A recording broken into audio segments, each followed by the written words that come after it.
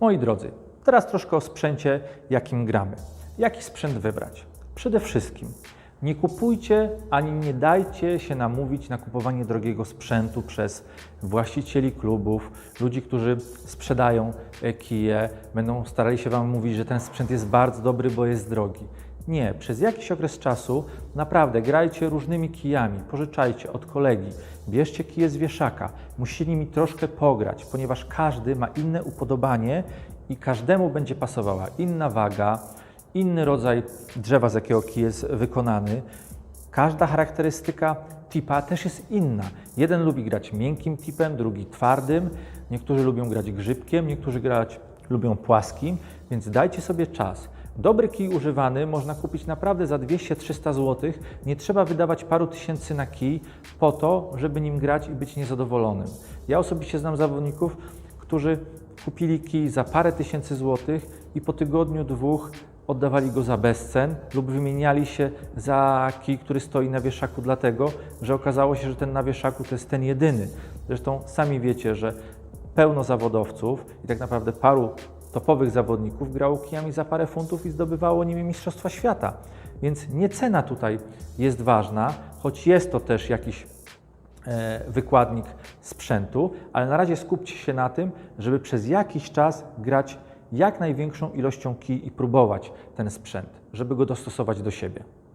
Jakie mamy rodzaje drewna, z jakiego kij jest wykonany? Najbardziej popularnym kijem jest kij wykonany z drzewa jesionowego. On charakteryzuje się tym, że możecie dostrzec na nim ciemne słoje. Drugim rodzajem drewna, z jakiego kij jest wykonany, jest to klon. Klon charakteryzuje się tym, że jest bardzo jasnym drewnem, te słoje są w ogóle prawie niewidoczne. Czym te dwa rodzaje drewna różnią się od siebie? Jesionowy kij jest twardszym kijem, natomiast klon jest miękkim kijem. Jaki to ma wpływ na grę? Miękkim kijem, czyli klonowym, nadaje się o wiele przyjemniej, miękkie wychodzą nam naturalne rotacje. Natomiast jesionowy kij jest twardszym kijem i te rotacje przychodzą troszeczkę z większym trudem. Natomiast jesionowym kijem o wiele lepiej wbija się nam dalsze, długie strzały, ponieważ jeżeli nawet troszeczkę damy prawego lub lewego side'u, to ta bila troszeczkę mniej nam skręci na całej długości. Natomiast jeżeli klonowym kijem nadamy tą rotację, to wtedy bardzo często ten łuk, który biała wykonuje, jest większy. Dlatego łatwiej jest wbijać jesionowym kijem, łatwiej nadawać rotację jest kijem klonowym. Również tipy, czyli skórki, które są naklejane na końcówkę kija, mają znaczenie. W zależności od tego, z jakiego rodzaju skóry są wykonane, jaką mają charakterystykę miękkości. Im tip bardziej miękki, tym łatwiej nadaje rotację, natomiast im tip twardszy, tym rotacje przychodzą nam z większym wysiłkiem, natomiast też to się przekłada na łatwość wbijania. Dalekie bile łatwiej się wbija twardym tipem, miękkim tipem, można pomylić się na tych odległościach. Jeżeli również mówimy o tipach, należy wspomnieć o wykończeniu. Niektórzy zawodnicy preferują grę kulką, czyli kij bardzo jest zaokrąglony. Niektórzy zawodnicy preferują grę grzybkiem, niektórzy bardziej płaskim. I znowu, płaski tip lepiej wbija, bo jeżeli się chociaż troszeczkę pomylimy, to ta biała jeszcze zostanie zahaczona tym tipem o środek białej i jest większa szansa, że pójdzie w linii strzału. Natomiast zaokrąglony tip, im bardziej zaokrąglony tip, tym łatwiej nadajemy rotację i znowu delikatna pomyłka powoduje większą rotację, możliwość większej pomyłki. Tak samo jest z grubością kija. Im cieńszy kij, tym tip jest również cieńszy, bardziej cienki, więc tipy są różnego rodzaju końcówki. 9 mm, 9,5, 10 to są jak gdyby takie najbardziej popularne. 9 nadajemy bardziej miękką rotację i mamy większy wachlarz zagrań na bili białej niż dużym tipem. Natomiast znowu, jeżeli się troszeczkę pomylimy, nadajemy większą rotację i znowu jest większa pomyłka. Większy tip łatwiej się wbija. Dlatego możemy też się spotkać z tym, że puliści, którzy przychodzą ze swoimi tipami wielkości 12, 13 milimetrów, okazuje się nagle, że bardzo fajnie wbijają bile i nieźle sobie radzą na wbiciach. Sami mówią, gorzej pozycjonują, gorzej z rotacjami, dlatego że duży tip troszeczkę gorzej nadaje rotację, jeżeli chodzi o grę w snookera. Ostatni podział na kije, z którym można się spotkać, jest podział związany z transportem. Jednoczęściowy kij jest wykonany z jednego kawałka drewna. Charakteryzuje się tym, że jest miękki, bardziej miękki od łączonych.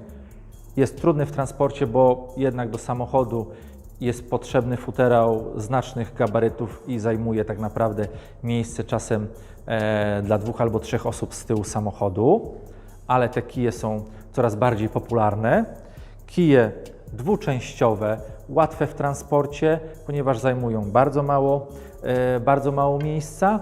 I kije, które są najbardziej popularne, są to kije takim jak ja gram 3/4, gdzie po rozkręceniu zajmują niewiele miejsca. Jest to kompromis pomiędzy jednoczęściowym a jedną drugą. Ten kij charakteryzuje się tym, że to, że łączenie jest w 3/4 sprawia, że ten kij jest jeszcze miękkim kijem i bardzo przyjemnie mi się tym kijem osobiście gra. Ja osobiście preferuję kulkę z tego powodu, że te moje techniki gry jednak przez te 20 lat, jak zaczynałem, są tragiczne i nadawanie rotacji, jak wspominałem, przez twardokiść, która następuje na turnieju, jest po prostu niesamowita, więc ja potrzebuję grać miękkim tipem, zaokrąglonym i w miarę miękkim kijem. Przez to udaje mi się czasem cofnąć jakieś 20 cm. Jak zauważyliście, na grę kijem snookerowym wpływa wiele czynników, ale to jego właściciel w 100% odpowiada za wbicia, za odstawne i za osiągane sukcesy. Stephen Hendry, który kijem za parę funtów zdobył Mistrzostwo Świata, borykał się z tym problemem, kiedy stracił swój kij. Próbował zrobić replikę, zamawiał ją parokrotnie, natomiast nigdy już nie grał tak samo jak wcześniej. Dziękuję za dzisiaj. Jeżeli Wam się podobało, to tradycyjnie łapka w górę, subskrypcja i zapraszam na następne odcinki.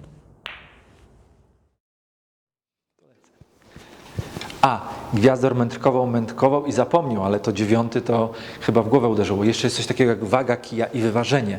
Wagę podaje się w uncjach i im lżejszy kij, tym jest większy zakres zagrań, bo od lekkiego do mocnego strzału jest większa, że tak powiem, amplituda, natomiast im cięższy kij, im większą ma wagę, to łatwiej jest go wyprowadzić, bo ta waga już sama napędza, natomiast jest większy problem, jeżeli chodzi o dobranie tych lżejszych i bardzo delikatnych strzałów. Dobre, prawidłowe wyważenie kija polega na tym, że w czasie gry czujemy się, jakby kij był integralną częścią naszego przedramienia i waga tak naprawdę powinna być przesunięta w stronę bata. Jeżeli kij położymy na naszym palcu, to możemy sprawdzić, gdzie jest środek ciężkości naszego kija. Jeżeli ten środek będzie przesunięty bardzo do przodu, to będzie to negatywnie wpływało na nasze odczucia w czasie gry. Dlatego to też jest bardzo ważny element, dlatego grając różnego rodzaju kijami musicie je dopasować konkretnie pod siebie. Pamiętajcie, duża ilość gry spowoduje to, że w końcu znajdziecie wymarzonego patyka dla siebie.